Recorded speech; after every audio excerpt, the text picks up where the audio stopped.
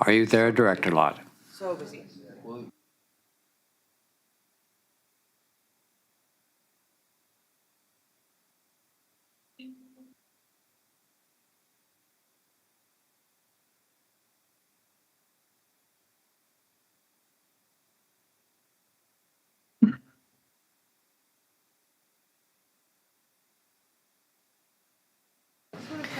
Director Lott, are you able to hear us?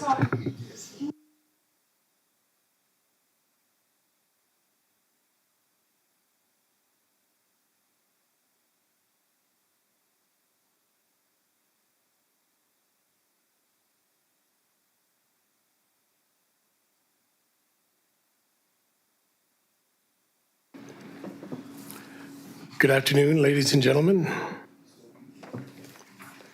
We have quorum. We'll call the meeting to order. I'd like to acknowledge that we're located on the traditional territory of the Lakota people. Adoption of public agenda. I'll move adoption of the agenda for October 8th, 2025, regular meeting of the Municipal Services Committee be adopted as presented. Second. Thank you. No petition delegations. Adoption of previous meeting. I'll move that the minutes of the regular meeting of the Municipal Services Committee held on September 3rd, 2025 be adopted. Thank you. Business arising and public considerations. Sorry? I didn't call the question? Look at that, eh? All in favor? Opposed? Seeing none, motion is carried. Chair's reports none.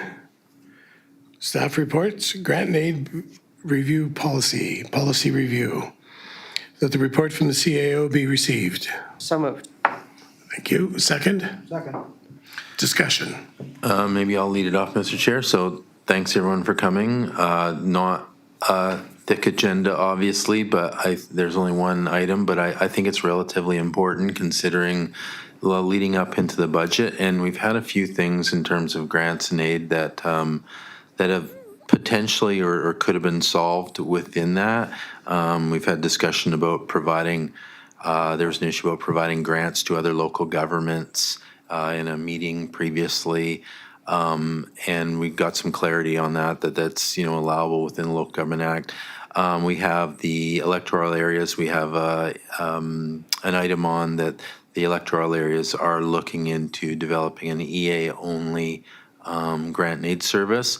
And what we were doing with this grant and aid policy was trying to align a regional grants and aid, because we have a regional grants and aid function here, and trying to come up with some policy alignment. So I don't know if the lens needs to be just looking at the regional board, or if you want to, there's been lots of discussion about whether that includes a policy for electoral grants and aid, because that was maybe the impetus of a grants and aid policy.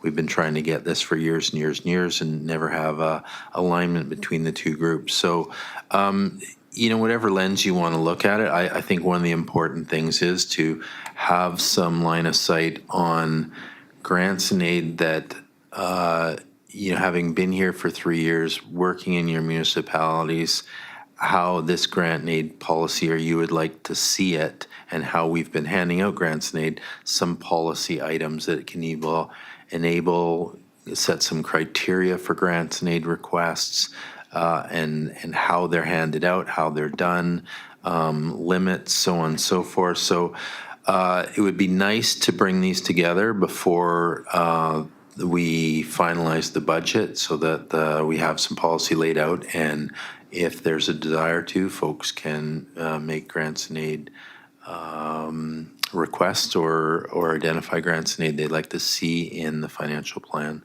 So having said that, just kind of want to open up for discussion about things that you would like to see within the grants and aid, or how you'd like to see the policy enable some of the things that maybe are going on in your local government, your municipality, and or what has happened here over the last several years in terms of how we process grants and aid.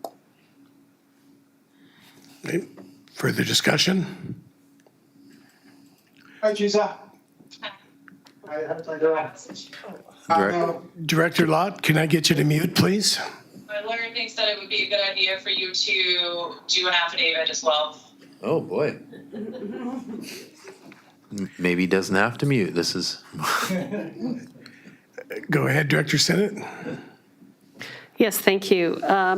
My general feeling is that I'd like to see more regionalization and sort of a consistent approach over the region, but recognizing that there's always going to be exceptions for smaller areas.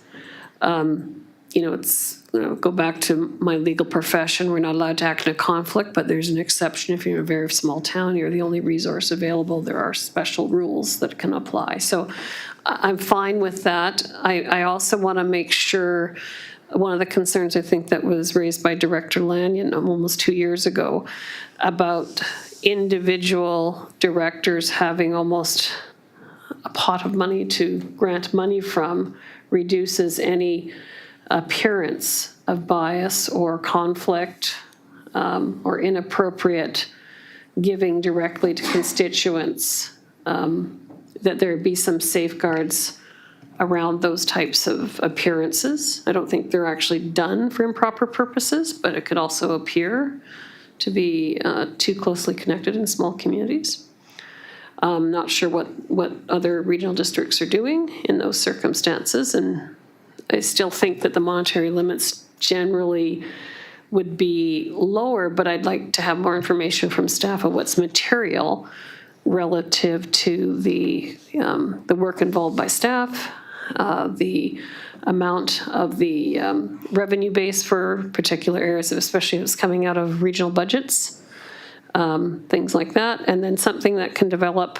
I think there's a request right now from the city. Is that a public request to the regional? It came out of our meeting.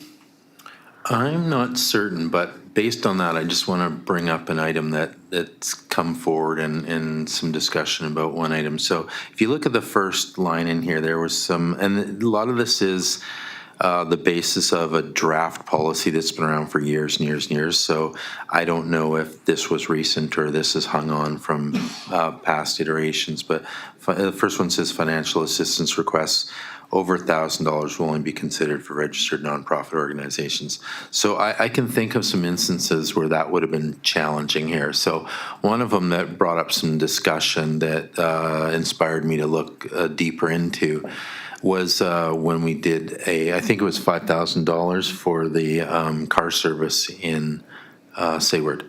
So that's over $5,000. It went to a local government, and there was discussion. It was brought to me about whether it's legal for the regional district to give another local government funding. And in fact, there's nothing prohibiting that. And in case I haven't shared that with some of you, so I tried to come up with what I would have considered a somewhat foolish example. So I said, what if Campbell River, for example, we're unique, and I know I keep saying that, but I can promise you out of the 27 regional districts, we are the only one that I'm aware of where a municipality has financial control over the entire budget.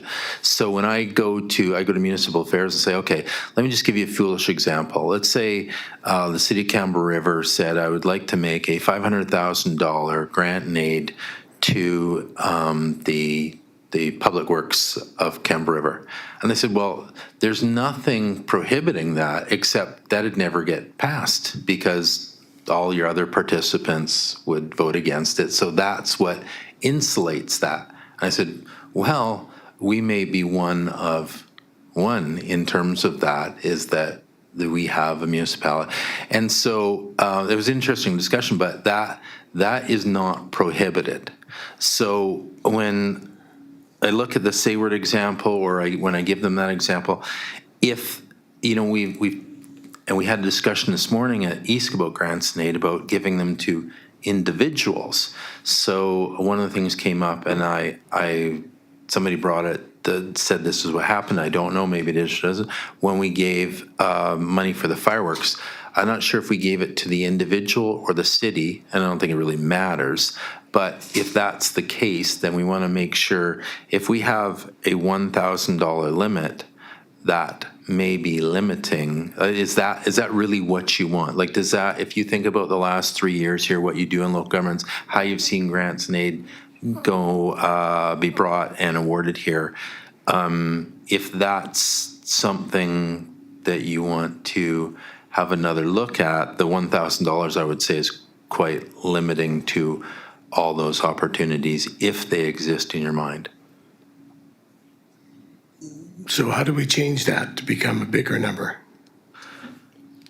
Well, this is, the discussion, but Susan, you're going to act as chair. Well, I think it's, the policy of that first line seems to me, it's a requirement that you be an entity. And the concept wasn't that it was going to be a local government necessarily, but it'd be a registered not-for-profit organization, because the idea is grant and aids was to do general community benefit. Now, I mean, if we want to broaden it, you could say any entity that has charitable status as well, because I understand local governments all have charitable status. So that keeps it within that legally identifiable, doing community good, beneficial kind of entity.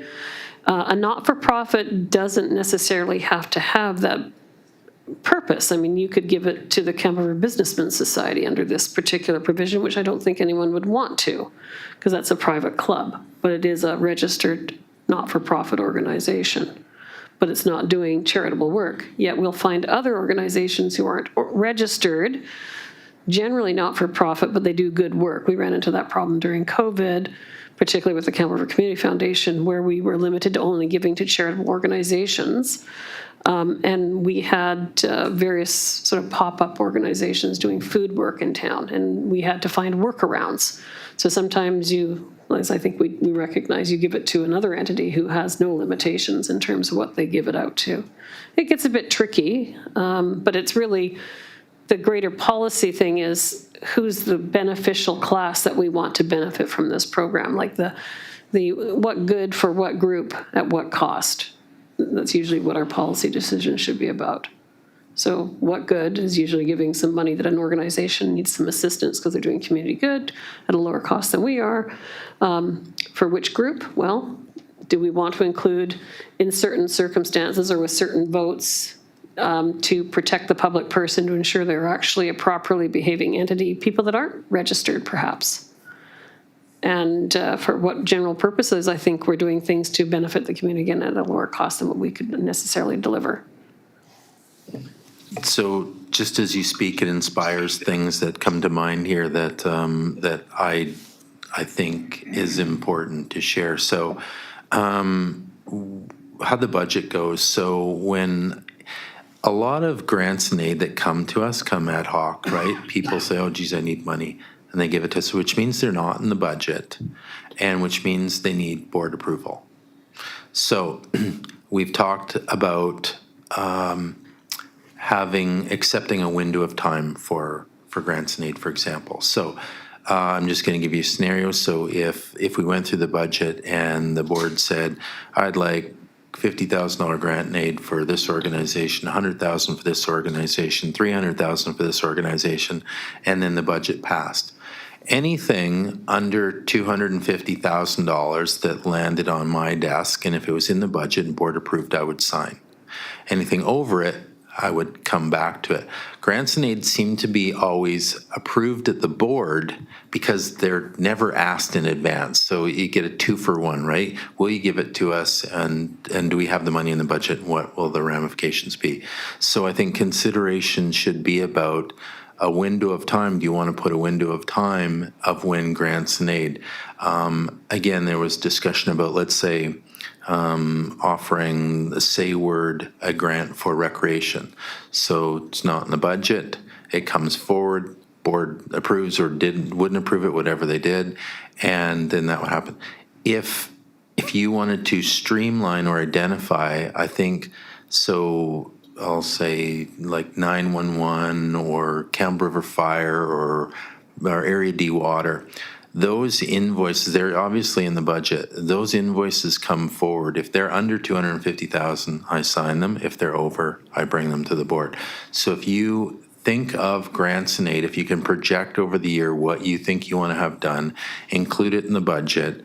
There's a process for grants that are under 250 and grants that are over 250. And do you create a process too for grants that come ad hoc? Like they come in June and they're not in the budget. Do you accept them? Do you not accept them? Those grants would be approved at the board, if you will, and other grants in the budget under 250 would basically be invoiced and approved as they came in. So I'm just trying to share scenarios that come up that we've seen, and why I think from what I've heard from many is many folks I think at this board table think every grant and aid needs to be approved by the board. And that's basically because I think 99.9% of them come ad hoc. And so the mentality has been there that the board approves them all, where that's partially true, but that can change if they're included in the budget. They're identified, they're included in the budget, and depending on the dollar figure, whether they come back to the board or not. Director Sinnott. I hate to be dominating this. I'll let everyone else have a chance if they want to. How specific do we have to be in the budget? And I give the example from the city of Campbell River.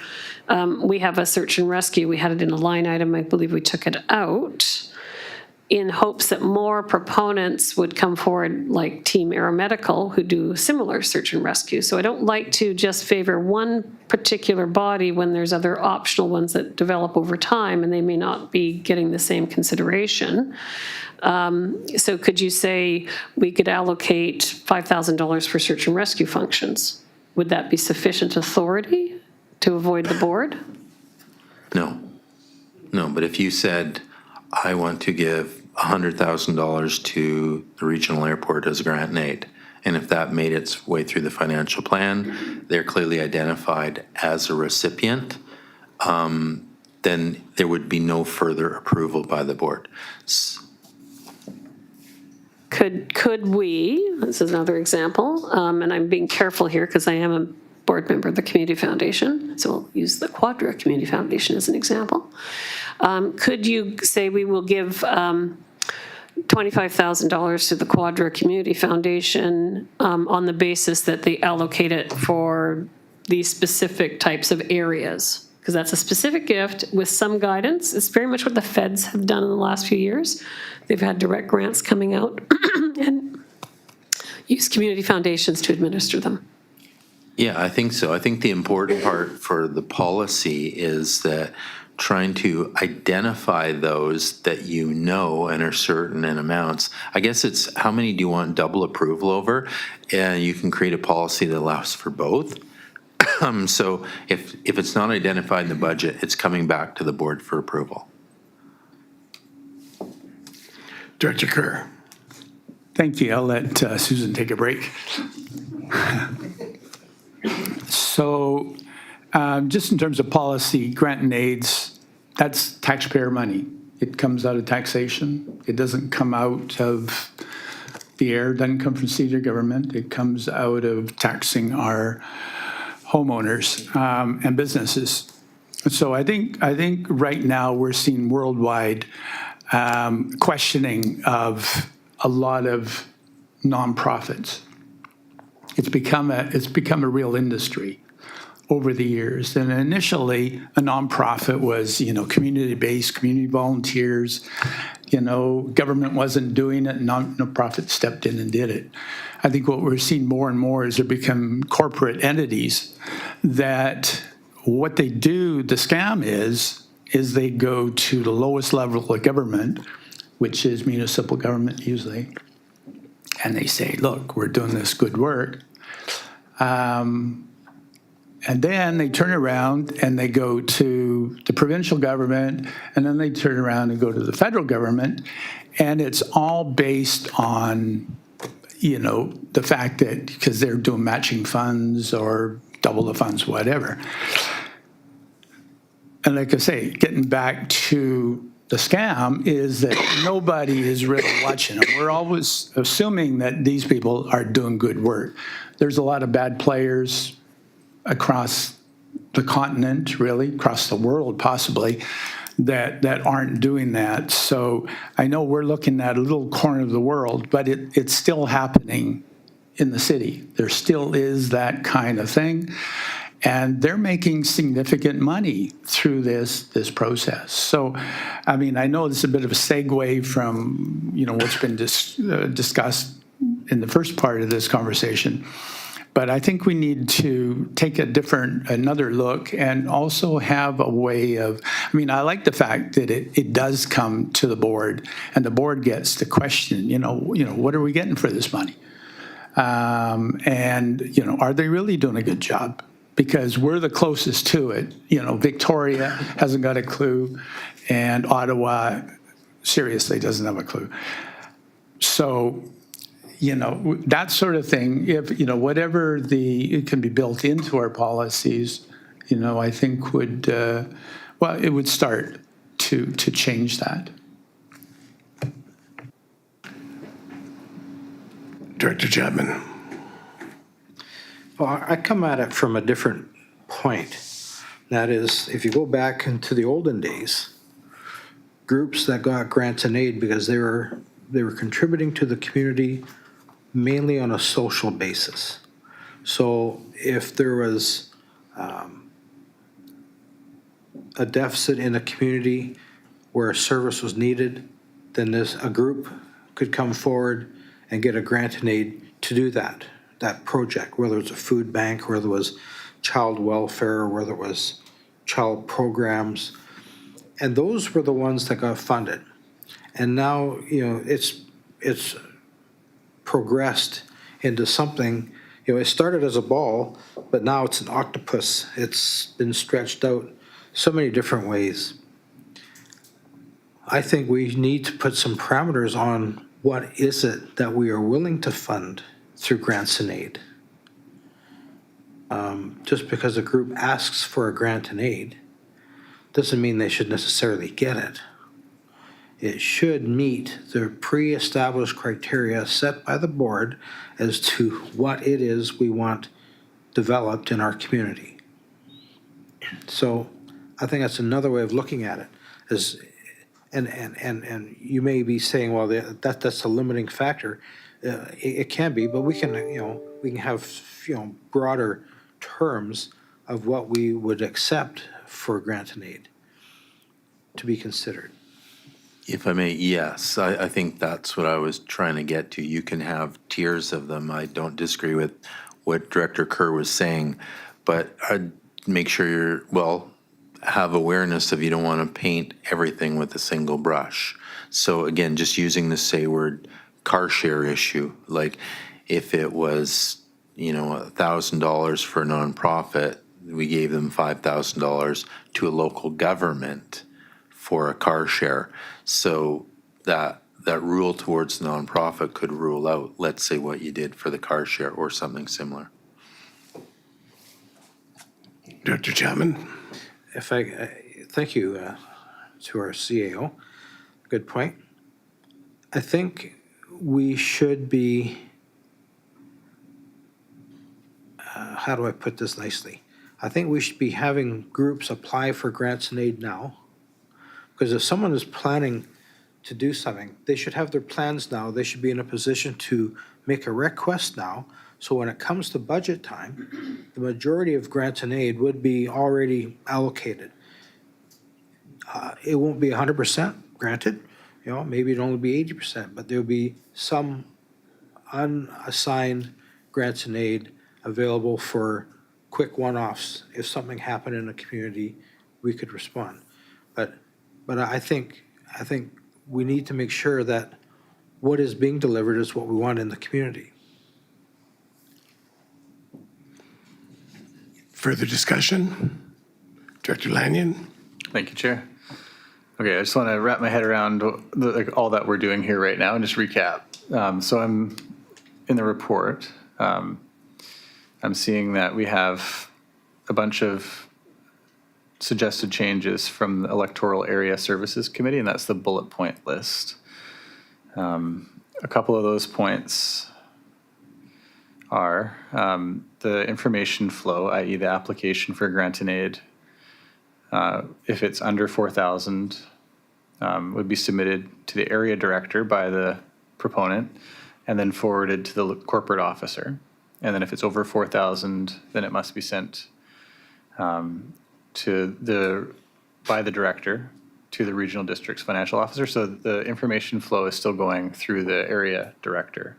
And I think there's an opportunity there for the area director to act as a filter for applications that they don't support personally. I think what we want is for basically to satisfy this larger objective of trying to pull our areas and municipalities together to function as a region as opposed to individual entities. I think we need to simplify that information flow and just say, no, the way you apply for grants and aid, it's not through your area director. It's straight to the people who are going to get that paperwork anyways. And certainly an area director could weigh in and help validate whether it's a worthwhile cause. So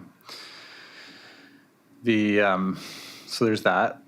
I think there's a couple other things in there that I just fundamentally disagree with and would not like to see in our final policy. And that all revolves around just trying to ensure that we avoid setting the groundwork for vote buying or corruption. Because I think that if you put these decisions in the hands of very few, that becomes a possibility. I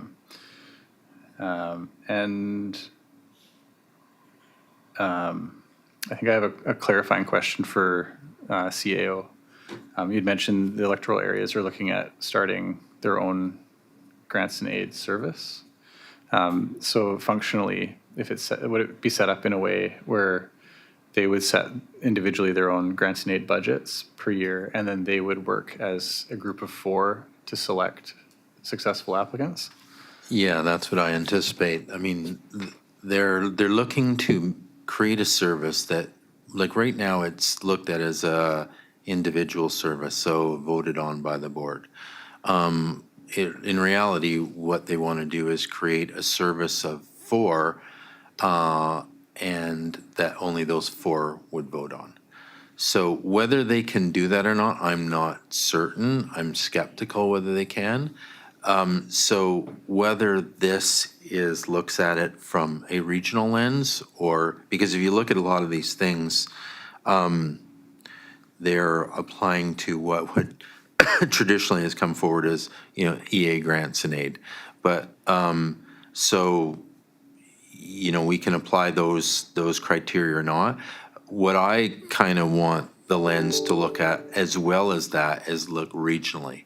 Like, so kind of think in your mind who would be applying, what those limits would be, and what restrictions, if any, you would want to put on certain groups. Are they the same for nonprofits? Are they local governments? If we wanted to provide a grant and aid to Zabalis for, fire services for something, how would that fall into this? I think, so there's kind of 2 parts. They don't have to be divorced at this point, but there's a lot of things in here that I think majority of this is specific to, what created this was the EA directors receiving the grants and made themselves, having them come ad hoc all the time, and then getting them approved ad hoc, if you will. And no lens on looking at how we regionally do this, because every time there's a regional grant, it's interesting that they're mostly not budgeted for. There's just a lump sum in there. And there's always this discussion too, is that a regional benefit? Well,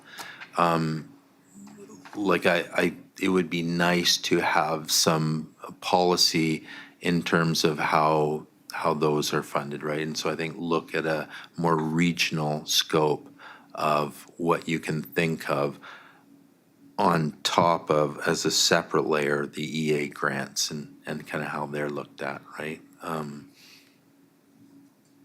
I think not much of this at all considers what we've talked about regionally, right? So if in the hypothetical situation where the EAs got together with their own grant and aid service that was just voted on by the four of them, I imagine those budget lines for that service will show up in our annual budget and would be subject to the approval of the board at that stage. Right, and this is always the conversation because we've had a number of services where we create bylaws and services that those participants vote on.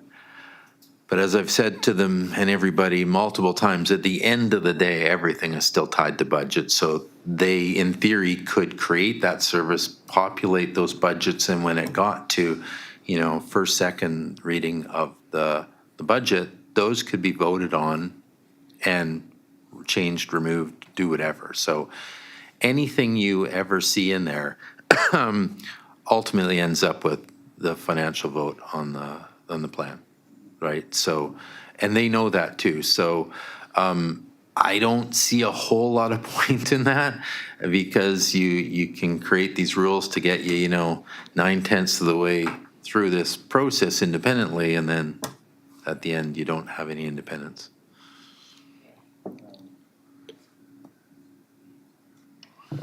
So then, my personal opinion is I would like to see a once annual application process. Just to add more structure, but I would say that without having yet asked the question of staff, if these ad hoc requests are more welcome by staff on an ad hoc basis or on a structured basis. I think like one of the struggles that I've had with the agendas is they're so long.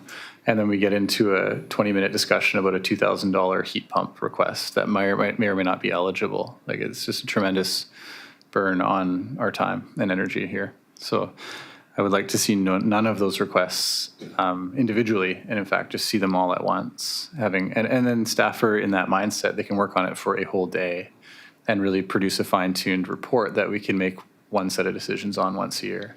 Or even, if I can interrupt, even less than that, because again, if they're under my signing authority and approved in the budget, like you say, let's say $10,000 for XYZ, and the financial plan is approved and I get an invoice, I have no reason not to sign off on it because the board's approved it. So if there was an annual process, you can have, a caveat for some amount of ad hoc application if you want. But if it was, understand that those would go through and they would not come back if they're under 250. Okay, I think there is another layer there in decision making where like automatically getting a request that doesn't violate any of our policy rules is one thing, but the other is the assessment of whether we feel like it's a timely request for something that's a strategic priority. Because it could be something that's completely unrelated that really has very isolated benefit to one small area, say on Cortez, in a very small group. So to me, that's sort of pulling SRD resources away from the regional efforts and really into the individual areas, which I am okay with on some level. Like it's their local tax base that is paying for that. So it's not really necessarily a criticism of that, but I think we would want to have some idea if grant and aid budgets were being spent on regional things or if they're always going to just be spent on local area initiatives or causes. So again, it depends if there's something specific. Well, I guess they make a grant and aid request. Their EAs have they have electoral area grants and aid budget items, and we have a regional one. So I guess it's always been assumed that when they bring theirs forward, it's coming out of their budget.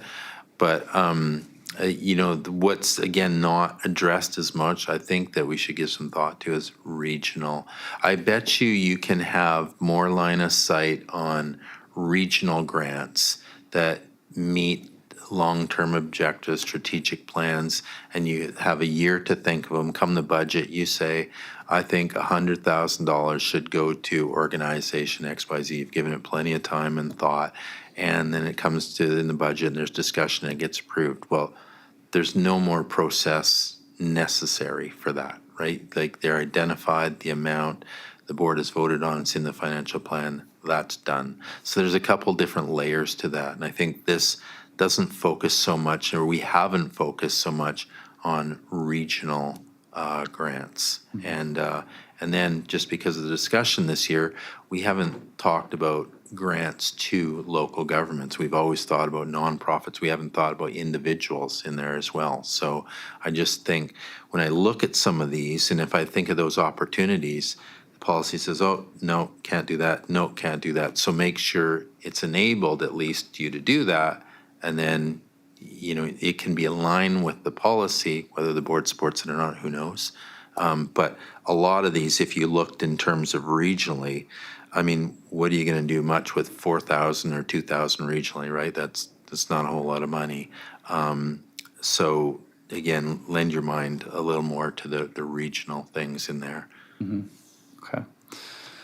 So then, in terms of order of operations, you're soliciting feedback to give you some more direction in terms of policy crafting, because Yeah, we need exactly. an opinion that weights either in favor or against, or adds new things to what the EA directors have already added. Yeah, exactly. So that, and again, I don't need resolutions, you know, we can play back the tape and take notes and all this. And what I want to do is consolidate the two groups of items and come back and say, hey, here's some alignment on a bunch of things. That sounds great. Here's some things that weren't identified, and here's some things that are conflicted. Okay, let's get together in a cow, and then let's finalize those. And that's our policy, go into the budget. And if you have things that you want to, whether EAs or regionally, you want to identify, or you can at the time, then there, you know the policy, you know the criteria, you understand it. Because again, I think there's a misunderstanding that we, just because we've done it in the past, when they apply, they come here individually, we talk about probably one every meeting, right? Because they just come every meeting and we discuss about it. We can, get rid of a lot of those, but there has to be some forethought into them about, some planning about what this stuff is. So, so just discussion, just, populate some ideas that we can incorporate into this, extract out of that, and then bring a consolidated report back with how we think the discussion's gone and what aligns, what conflicts, and what's new. Okay. Just a random idea that came from your comments just now. It would be, it may make sense for all municipalities and areas to contribute to a communal pot of just grant and aid money for the region. And those would be used for regional service providers. And so,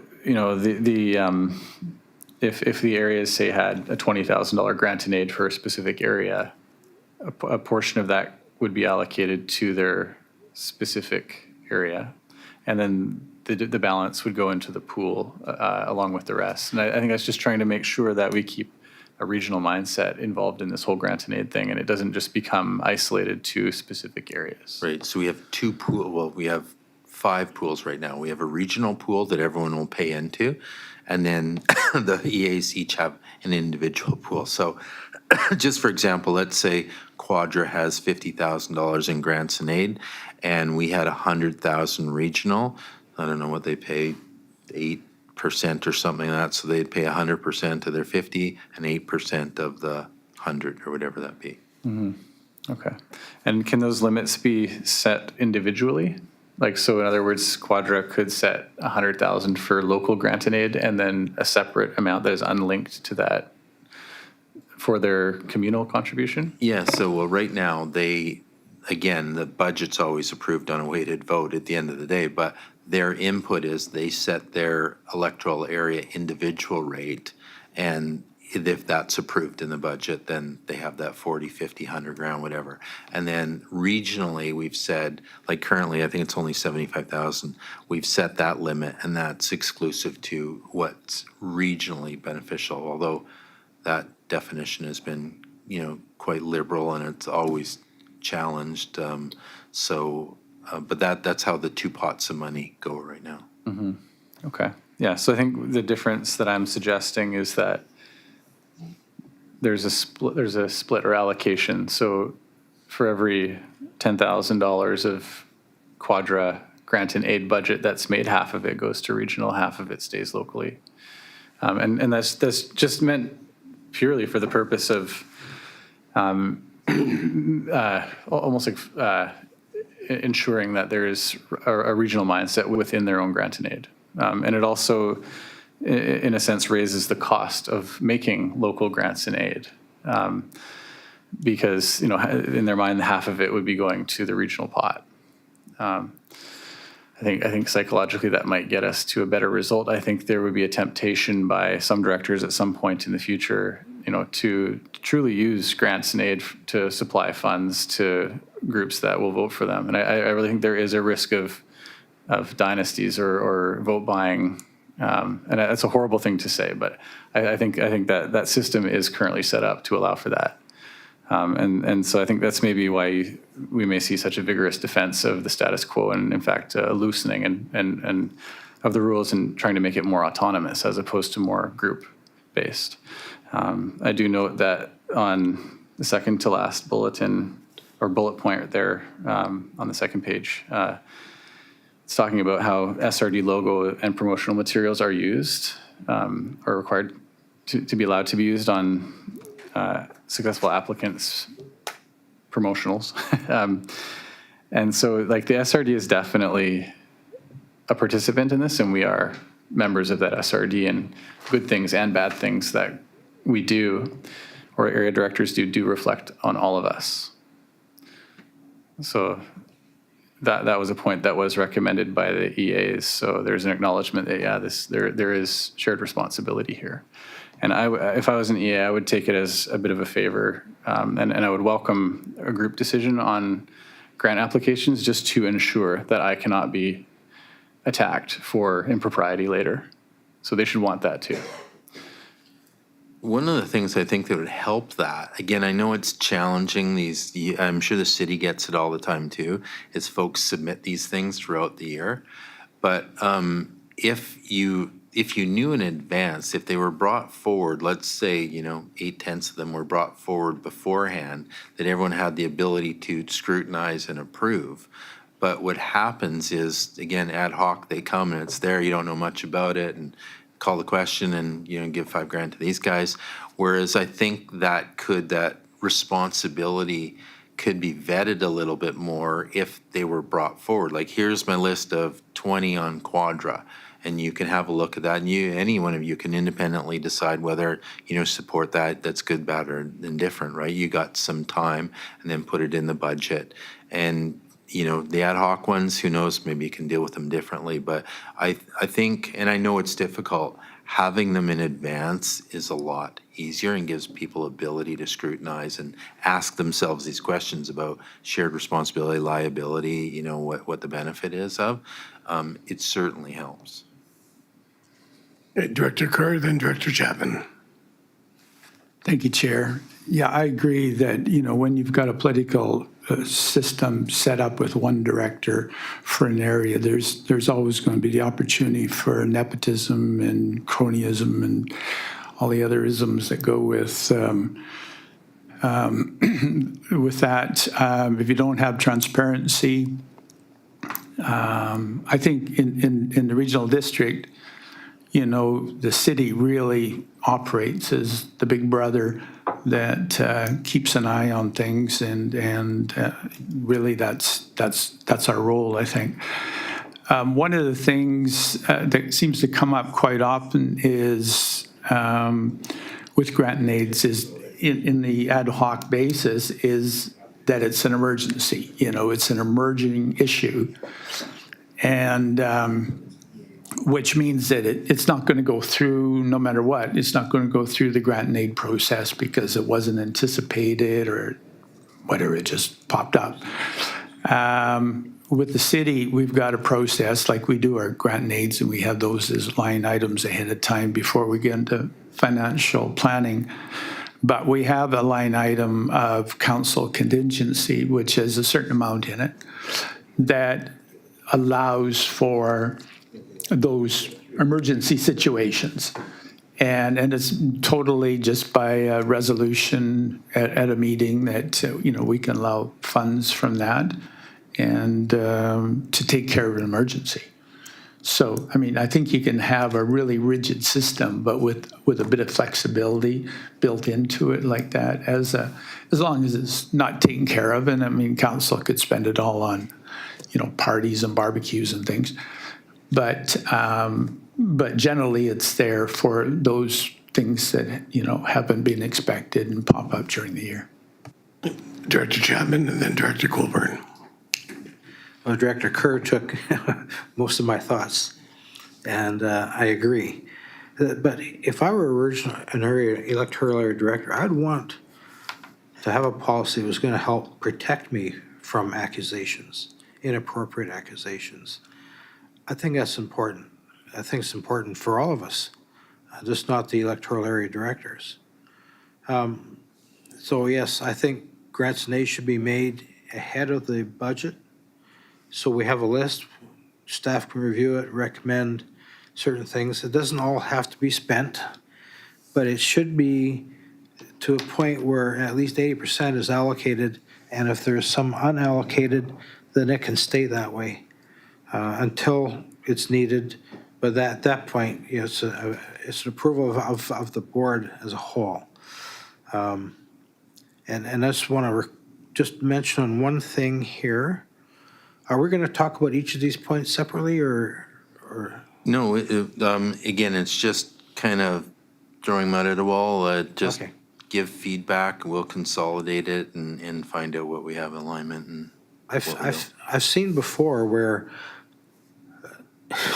a small area will get a grant and aid, and it's an employment generator where they create employment for local people. And I think we should be guarding against that. I don't think the grants and aid was ever intended for that kind of thing to occur. So I think we should have exclusions of rent, lease payments, and wages and salaries and consulting fees and admin costs. I think if it's for a very specific service, then let it be for that service.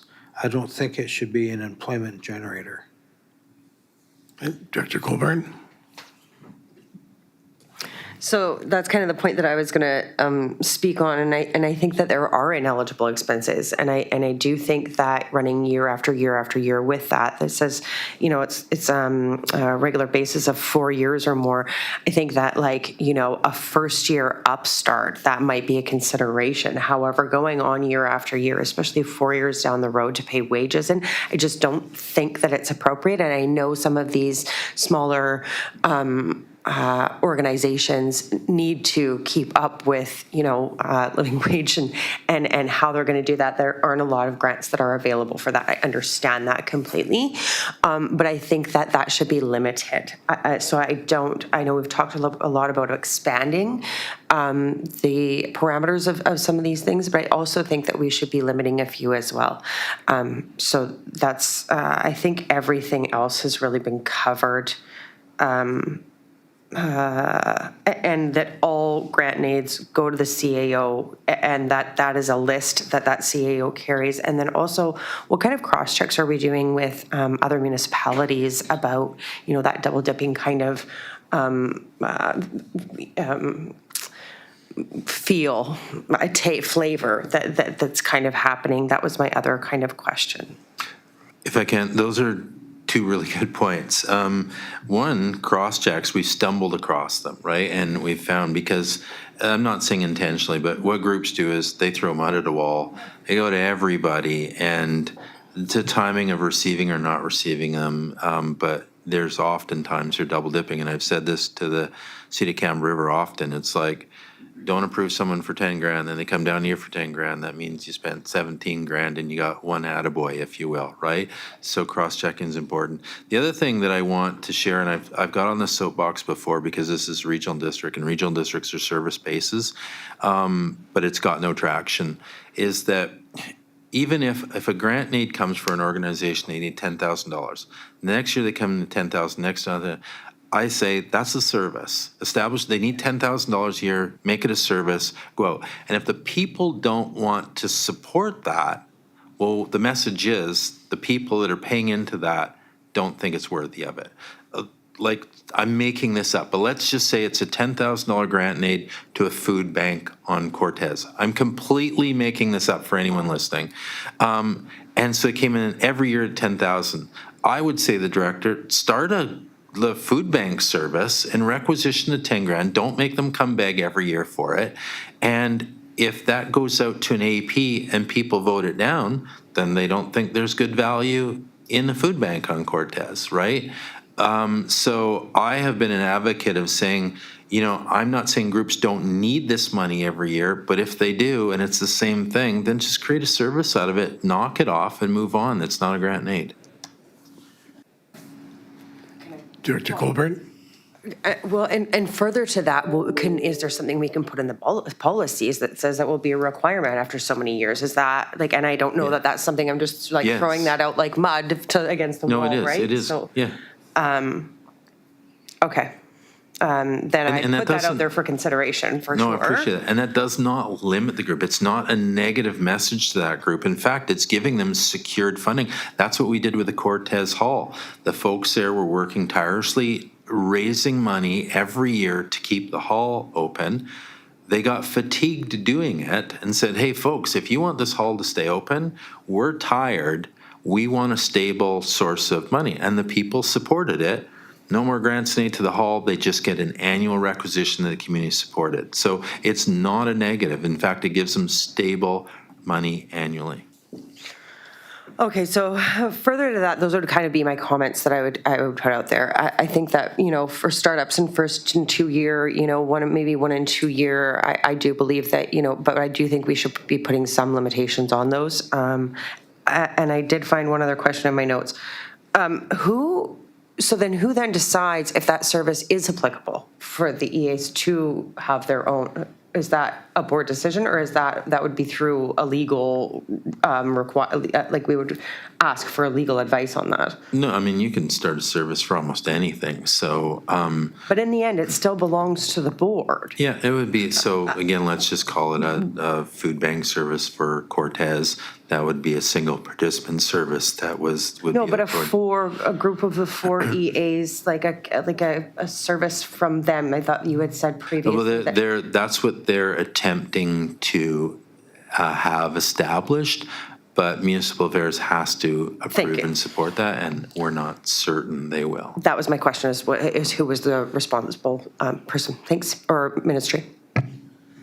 Director Chapman? Thank you, Chair. I just wanted to address something that the CAO said, and I support, and that is what I call seed money or startup money. If groups can ask for startup money, but when they ask for that, they need to show a plan how they're going to be self-sustaining, or if they're not going to be self-sustaining, what annual contribution is going to be required. And sometimes it's only $2,500. Sometimes it's $25,000. So if the thing they can continue on an ongoing basis, then they should show it in their plans. And that's why I think if we did an annual grant and aid, you've got till a certain time to apply for it. Staff can go over it, generate a list, and then we can allocate it in the budget. And I agree with what Director Colburn said, that we should be, for people asking for seed money, for startup money, that we should have a business case. Show us how you're going to be self-sustaining after 1 or 2 or 3 years, and not just throw mud on the wall and hope it sticks. We need, and is that service needed? And I just want to say one more thing that supports Director Colburn and Kerr on there. There's many, if not all, provincial federal grants that don't allow money to be used for administration and operations. So having limitations on what would not be unusual. Yeah. Director Sinnott? Thank you, Chair. So this is more for the CAO and perhaps finance staff. Have we got a consistent budget number for grants and aids? And do we know the breakdown for local areas? Or is it everything ad hoc and it just fluctuates? If I can, Mr. Chair, so the EAs kind of used last year's as a benchmark, and there's a little bit of fluctuation, but theirs was pretty stable. And right now the board's is 75,000.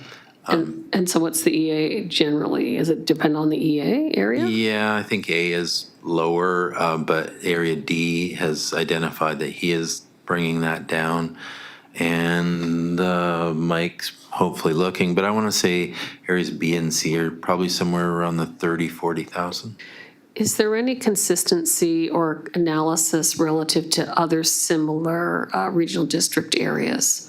So is that a reasonable number that they're setting relative to similar populations or areas that they're serving? And I recognize certain areas are really large, so it might be hard to compare, but it's kind of like, you know, what's the benchmarking that we're using? Are we similar? Are we out of the norm? When the city looked at how much we were granting and we looked at how much we're giving in free leases, then we're looking at permissive tax exemptions and we're looking at what we do in grants and aids, we were well in excess of other municipalities. Some of them tied only to gaming funds. Some have other benchmarks that they're tying it to. So do we know where we fit before we make this decision? So if I can, Mr. Chair, I'll respond to that. So, so the EAs aren't too mad at me when I say this. I'm going to base it on my experience and unscientific. I'm going to say we're high. However, the reason I believe we're high is because the other regional districts will create services generally out of this. So, and there's nothing wrong with that. That's it's a good thing. If there's a need, then fund it. We tend to go lesser on the services and continually to fund through grant and aid, where I would say other areas, if they're getting, you know, $10,000 request every year from the same organization, says, hey, this is a great community organization, has great value, much needed in support. Let's go out and do a referendum, AAP, whatever you want, and get community support, then be done with it. There's your funding, just like the hall tax, and we move on. So we tend to not lean toward the services part of it, and therefore I would say we're high. Can we get some data to look at that? Yeah, I would just like to be able to have a more fulsome conversation if we're going to do it at the board table or committee of the whole meeting. There's a lot of these things that are in the summary of the report I do not care for. I think we've sort of touched on them, like the idea of removing ineligible exclusions for core operating costs. I mean, I think the concept is we set the policy and how it gets implemented, and the rest is done by staff. I don't think we're really clear yet at the end goal that we're trying to reach. And so all this other stuff is like the means to get there versus the actual end result. So until we're clear, you guys don't even know where the goalposts are. And I apologize that we're not being super clear on what the goalposts are. I have my own ideas of the discussion of the goalposts, which also, you know, include responsibility. But I'm also very interested in exploring further, because, you know, I've been discussing this more than once, the idea of bringing strength to our small municipalities. And the idea is that we can do municipal grants regionally or some sort of thing like that. I'd like it to be built into the policy so that we have some clarity on what that means. So that if we are giving a little bit of money to Sayward, is that coming out of a regional? Because it's sort of like a sub-region at that point? Or is there a way to expand it to a further amount for transportation needs regionally before we get the service enacted if we have a service? Because I think we're moving towards a service idea. But there may be needs in the interim and to provide fair and balance. And I'm trying to think of other things that we would want grants and aid that maybe are more directional. Like I'm thinking when we had the request for electrification in Area D, which could benefit a lot of different areas. We didn't even talk about that being sort of a, you know, how do we give someone a step up in terms of that region to do electrification, if that was even possible.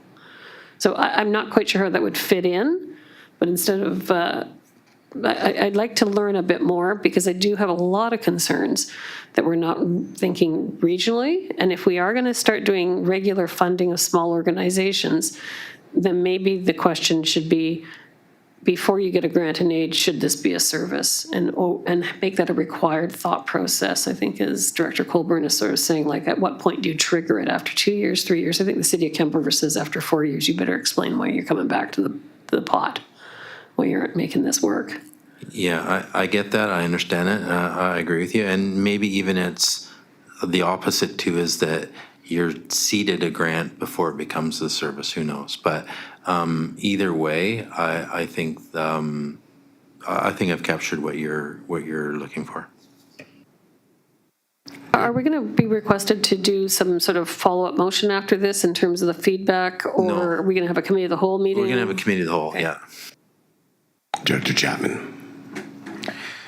Thank you, Chair. Just following up on what Councillor Sinnott was saying, it would be, I know staff are busy, and I'm sorry to do this, but I would like 2 or 3 years of data. Hopefully, that's not going to be too arduous. But we should be looking at that to see what should be a service after looking at the history. The historical spending might give us an indication of what we should be doing, putting things into a service rather than continuing in a grant and aid. So a bit of a backgrounder for us so we can. Yeah, no, that's fine. That's, I mean, it's good. This is the stuff, I mean, like we had a presentation on I want to get this right, the museum in the Campbell River, if that's what I call it. And so, talking about, we have, I believe we have a motion to bring forward looking at that as a service. So let's say you had a grant and aid, you weren't certain about it, but you wanted to provide a seed or a contribution to the museum, and then you did a regional grant and aid for that, and then maybe that led you to a path of saying that's either a regional service or it's not. I don't know, maybe, but it gives you opportunity to seed something like that. How difficult is it to start a service? Well, if it's it depends what kind of service it is. I mean, if it's Say transportation service. well, I mean, again, that depends how much money you want to, requisition, and you're likely going to go to an AAP. So it's, I mean, physically or administratively, it's super simple.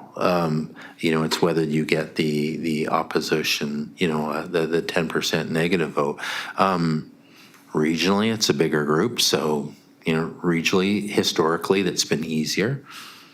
But again, I'm sure if you ask people if they objected to 1 cent or $100, one's going to be way easier than the other. So, but it doesn't, like, we have a regional grant line item in the budget. So we just populate that number. So we don't need a regional service. We have, I believe it comes out of general admin, regional grants and aid. Regional recreation? No, just regional grants and aid. Oh, regional grants and aid. Yeah, yes, there is. It's out of general admin. Yeah, so we don't need a. Sorry, one thing to add too. There are 2 active economic development functions that might be in the scope of this conversation. So I don't see us needing a new service. We have placeholders for it. That way, policy leads us to, how we're going to populate those functions and line items. Director Colburn. And I don't want to get wrapped up in the minutiae of data or anything like that, but I think that probably a consideration that we are going to have to make is with raising those limits for grants and aids and in providing more opportunities for a wider range of applicants would probably have to take into account who's coming to us for grants and aids for a higher than normal costs of running their nonprofits, right? Like, what are the considerations for that? Are we doing like just inflationary data going forward, like from year over year? I don't know if you can give a little bit of analysis, because sometimes people put those asks in the reasons within their requests for asking for grants and aids. I don't know if you could, and like I said, I don't want to get in the minutia, but I wonder how many of those people are asking for more money, or different organizations that are asking for money that haven't asked before are doing so because of cost of living, cost of wages, terror, supply chain issue, those kinds of things. So like I said, I don't need to dig down into it, but it brings to mind, because if those are active opportunities, then maybe there's a different format for that. Director Dahl.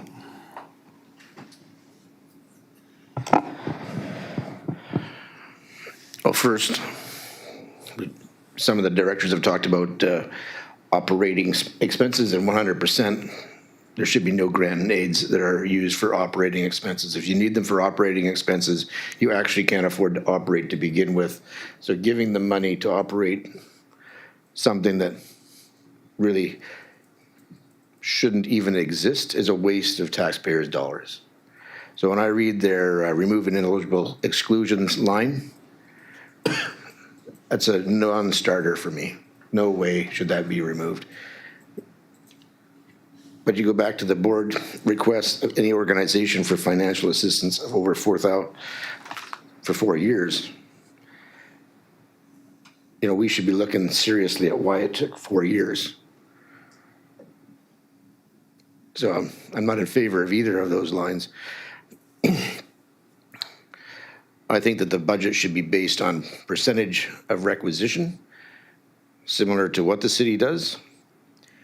And then you can use historical information to come up with what that percentage should be for each electoral area and set the percentage. And then from there forward, you have a policy. And if, say, Quadras is 3% of their budget or their requisition, and it's 8% of that is what goes into the regional fund, that's the number. No more discussion. As far as, there should only be, in my opinion, one uptake, and then there can be a contingency fund for one-offs that may or may not happen throughout the year. But the way that we operate it right now is a total waste of our time. We have them at more meetings than not. And they should all go through the CAO unless they're going to come out of the electoral area's own budget, and then they shouldn't come in front of this board. I don't believe that anything that only has EAs voting, that the whole board should have to be sitting through. They should all be put at the end of a SRD meeting or done before it. But we shouldn't have to have 15 people's time taken up so that 4 people can vote on something that the rest of us have no input on at all. Yep, it opens up the opportunity for corruption, but we're not taking part in it, so it's not something that we need to be concerned with. So cut us loose, and they can vote on all of their EA-only votes without us sitting here. So the EAs would love that. However, legislatively, that can happen. Now, you don't have to vote, I guess, or stay, but I mean, the EAs would, that's what they're striving towards. So if they're able to create an EA grant and aid service, let's say they populate their budgets, their EA budgets with what they feel is appropriate for grants and aid, it comes out of their pocket. And they put that money into the budget, you approve it, and they have their own EA service.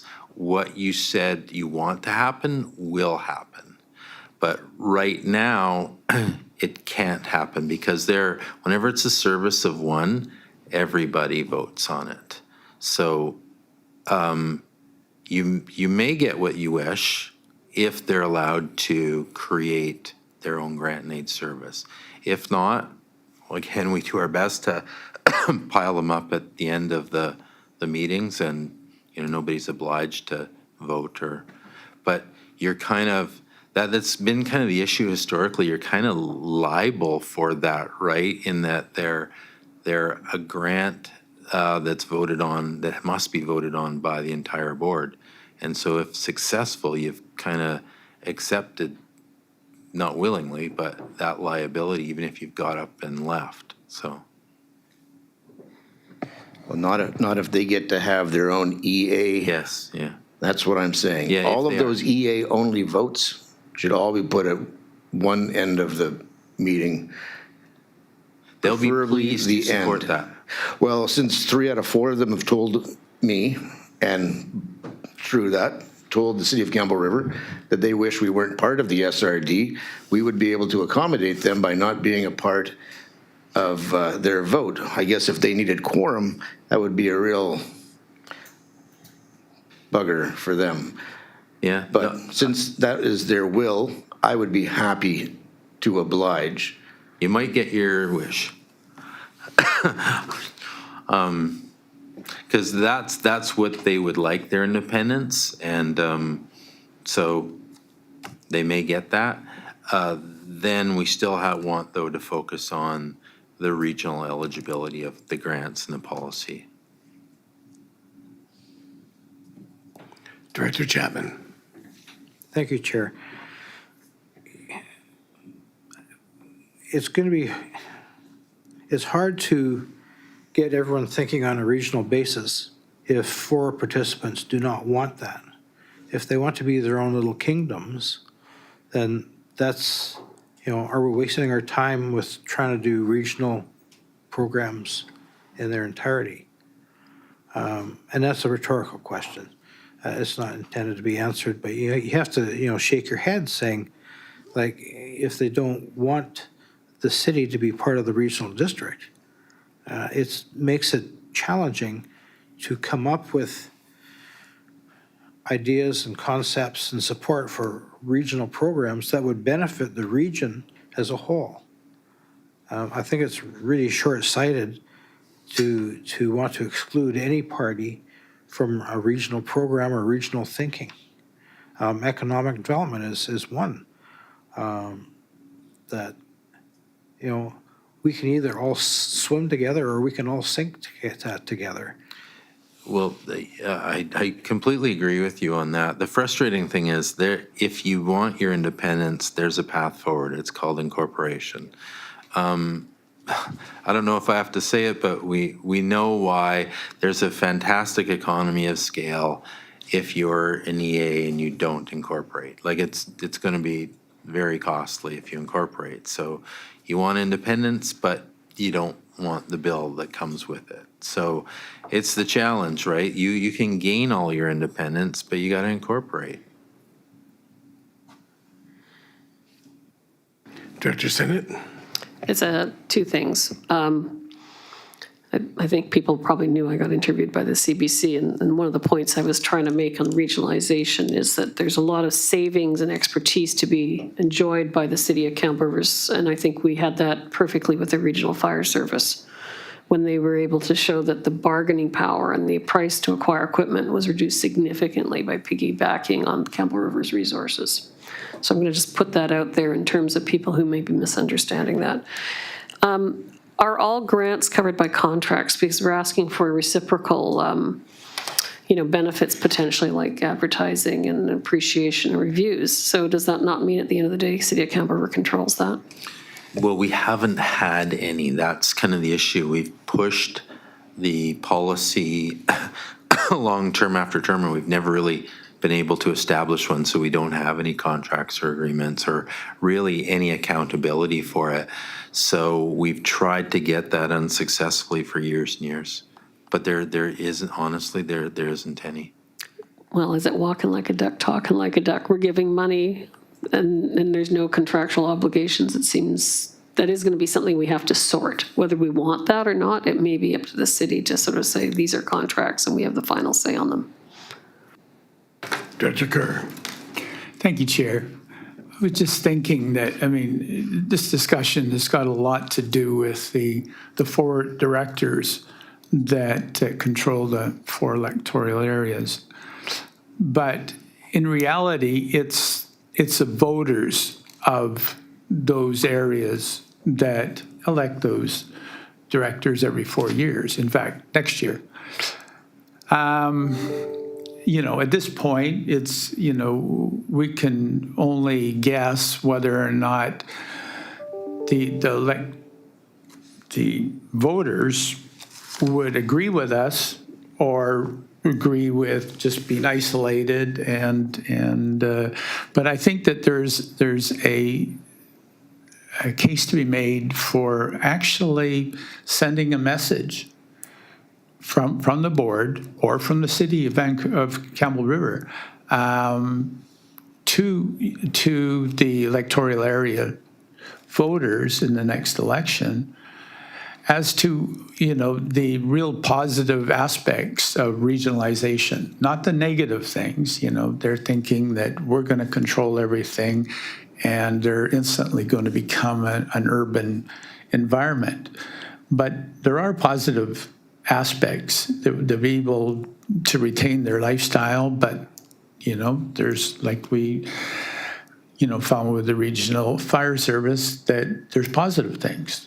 So, and that could become an election issue with electoral areas. And I think that, so I'm just suggesting that, on a political level, that if we were more, instead of just trying to bang our heads with the personalities across the table, that if we actually went beyond that and reached out to the voters and, try to show them the positive aspects of what we're trying to accomplish. Well, I'm going to get on a soapbox for 2 minutes, and this is for the benefit of Director Dahl and Lanyon. We could have more value here if it wasn't for the way we were set up. So, once you ride first class, it's not so great going back to coach. So we start with lots of regional things, like we were this regional district is a product of the divorce. We start with lots of regional things that would be the airport, the museum. You got plenty of things, but those were all owned and paid for by the city. And then they created that split, and so the city was paying for a whole bunch of regional services, and that's the norm that happened. Whereas the city, I believe, would appreciate much more value in the regional if those things had have been or were converted over to regional services. But in the city of Camp River, there's many regional services that are paid for by the city, and therefore, lower, I believe, the value of what the mayor thinks to get here. And it's true. That's really the problem here. And then to try and get that person to go back from first class to coach or to pay for a seat to go to first class, that's difficult to do. And that's where we're stuck here, right? So, they've had it. They were gifted those things right from get-go, and that's what the benchmark was. And how do we bring that ship back to right? You've got Camp River saying, we've been paying for this stuff for decades, and then you got the other group that have been enjoying it for decades. Well, everyone wants to pay less, but nobody wants to pay more, right? So otherwise we'd have much more value that other regional districts do. Because I would never want, I say this tongue-in-cheek, I'd never want Director Dahl speaking to about the regional benefit of regional districts, because he's contaminated with what we were, the product of the divorce that we were created out of, where others aren't. They're not like this. And this is a struggle we have. Director Senate, and then Director Dahl.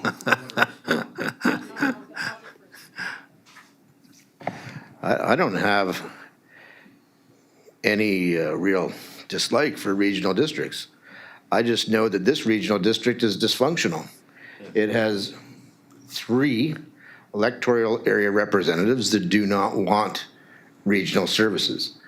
I think that all of the municipalities, 100% of them, are interested in working together to develop regional services. Area D is interested in working together to have regional services. But other areas are in denial of what they use and what they don't use. And then they start campaigns that flood my email with misinformation that they've spread because nobody can get the truth out. We all know that in the last couple of weeks we've been inundated with misinformation about a planning service. Our local newspaper can't even take the time to watch the video. I did because I wasn't at the meeting, and it takes about 20 minutes of your time. To see that Campbell River almost said nothing. The electoral areas spoke. The director from Zabella spoke. The director from Tassus spoke.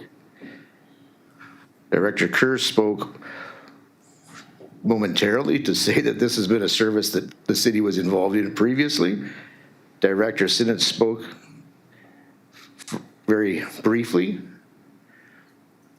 And this is the kind of thing that continuously goes on. It's been going on for the 3 years that we've been here now consistently. And the 3 meetings that I went to in the previous 4 years, every one of them was the same as the last 3 years. So it's impossible when you're trying to speak to people that don't want to be involved. And then because we want to develop regional services, we're told, I wish you would just leave. Well, we're the ones that actually fund most of the stuff that you play with. So if we left, grade 6 math should be able to help you. Just do a little addition and subtraction, and you can figure out how that works out. So just to be clear, we said it in different ways, but I think we agree.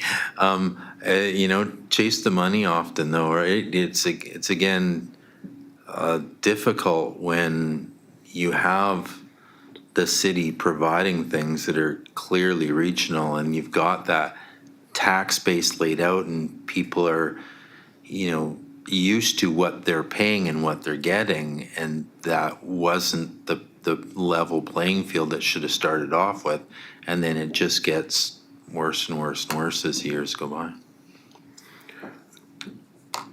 Director Sinnott.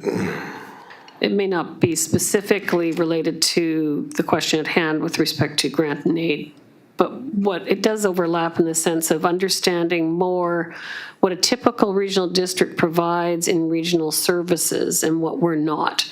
So my understanding was for example, with respect to planning, was we do not have a regional growth strategy. We have a strategic plan. The other thing was that more regional districts do have regional planning and we don't. And as Director Kerr had mentioned, that had it in the past. So it's an interesting question to me why we want to continue to be the odd man out, or whether we want to be more consistent with other regional districts and how they operate, and what are the opportunities from the point of view of staff and their experience of things that could be regional, especially when we start looking at these grant and aids and the various services potentially that we should be encouraging to support small communities or small regions, and to get a lot of the work off the table of us as individual decision makers. I mean, I would appreciate some additional information from staff in regards to those sorts of parameters, along with, as I said before, what are the general price ranges? What are the benchmarks that are people that are tying their granting to? As I said, at the city, we learned a lot of it was tied to gaming, which is pretty small. So a lot of municipalities don't give a lot of money. So I would appreciate there's Director Colburn's here. I don't know how much the other people online are, but do you guys do a grant and aid that's consistently more sophisticated or tied to a revenue source? Director Colburn. I think that there have been, I can count on my hand how many grant and aids we've given, and usually they're for in-kind services. So for instance, the most recent one that I've come across is the rental of a hall. We waived the fee for a service for somebody, so a funeral service for a longstanding member of community. Those are the kinds of small, but you got to remember, we're the smallest out of the small, so keep that in mind when you're, it might be apples and oranges, right? I don't know what other small municipalities are like, although we have looked at that before, but quite a long time ago. I can't recollect right off the top of my head. So when I come to the committee of the whole, though, I'll just keep that in mind. And Yes, so just follow up, sorry, Director Langen, is just that I would like to encourage that the policy be flexible enough to consider things like that. In other words, are we going to do it, in kind? That's a great point. And is there individuals where it would be providing general benefit? And I was thinking, I sent you the thing during UBCM about how Colwood had set up the medical service or, clinic. But it could be that a couple physicians approach the regional district and say, we want funding for travel and use of a room to do to 3 or 4 communities or regions. And we provide that type of grant and aid. So I just don't want to limit us too much. Director Lanyon? Sure, thank you. And great discussion about the idea of making us more regional. Because I came into this whole thing a few years ago, no appreciation of that at all. None. And it has taken some convincing to make me see that. And I think the driving force of that is we, on the North Island, share the same threats from industry challenges, higher level government challenges, and we also share the same opportunities. Those are the objective things that we share, but there is a subjective element, which is objectives. Objectives shift like the tide. You can have, in the case of a couple of the electoral areas, you can have the objective of as little development as possible, thank you, and that conflicts with the objective of Campbell River. So that's what's leading to this land use decision issue. So that's all the preamble. I am excited to work with the other municipalities. I am thinking back to all of the lobbying efforts that past councils did not act on at the time when their industries were in peril. And so we've seen effectively in some of the smaller communities a real atrophy of industry and population and the will to continue even in some cases. So I think we've got in a time where we've definitely got objective threats and opportunities, we've got to act together.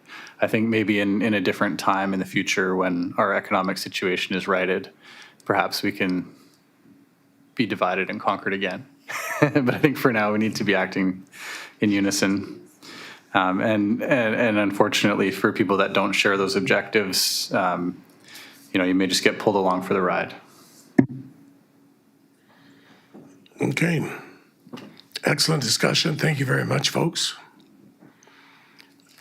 Just this is kind of random, but on kind of Ben's little editorial there, on regional objectives or successes or potential.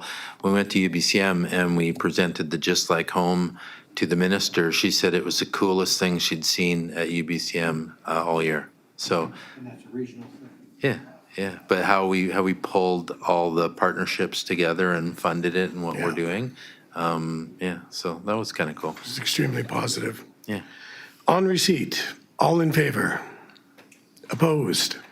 Seeing none, motion is carried. Someone want to move for termination? Move termination. Yeah. Discussion? Director Chapman? No, I thought you were going to call the vote. Oh, I thought you wanted to discuss termination.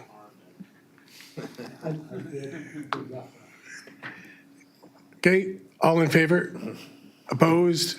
Seeing none, motion's carried. Thank you very much, folks. Pardon me?